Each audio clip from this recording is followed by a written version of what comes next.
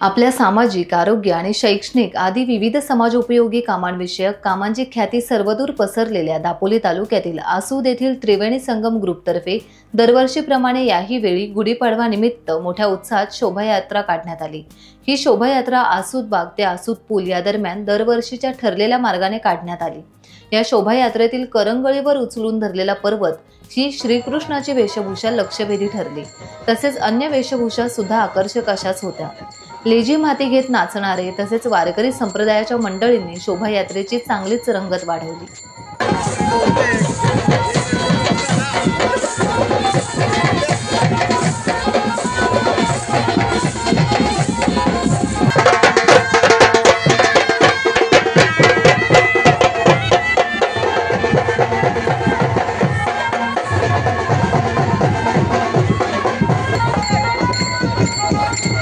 Times डिजिटलला like करा, share करा, subscribe करा आणि बेल आयकॉन दाबायला विसरू नका। Times digital.